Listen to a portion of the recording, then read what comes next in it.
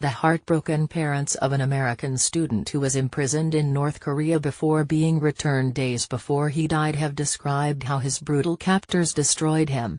Otto Warmbier died in June, having spent nearly 18 months imprisoned in Kim Jong-un's reclusive nation. Today Fred and Cindy Warmbier described in horrific detail the state their son was in when he arrived back in the USA, alleging he was deliberately tortured by his jailers. They said Otto, 22, was deaf, blind, jerking uncontrollably and making inhuman sounds when they met him on a plane in Ohio after his release. His teeth also looked like they had been rearranged with pliers, they said. In their first TV interview since Otto's death on June 19, Mr. Warmbier angrily described North Korea as terrorists.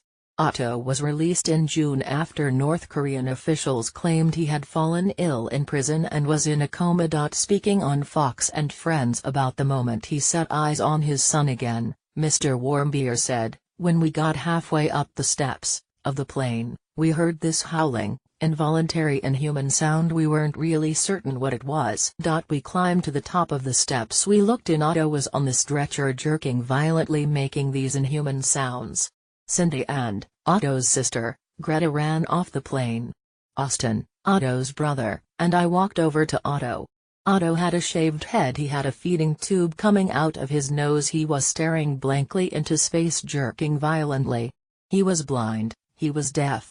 As we looked at him and tried to comfort him, it looked like someone had taken a pair of pliers and rearranged his bottom teeth. Within 2 days of Otto being home, his fever spiked to 104 degrees.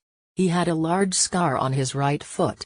North Korea isn't a victim, they're terrorists.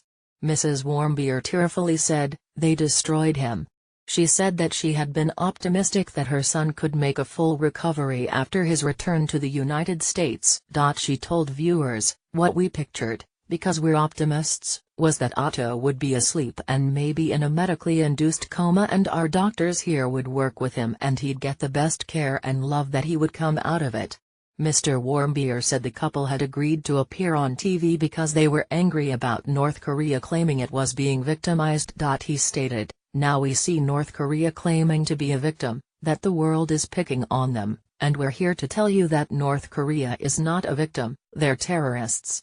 They kidnapped Otto, they tortured him, they intentionally injured him, they're not victims, they're terrorists." North Korea claimed Otto had contracted botulism, but U.S. medics found no evidence to support this. He was sentenced to 15 years in prison after being convicted of trying to steal a propaganda poster from his hotel in January last year.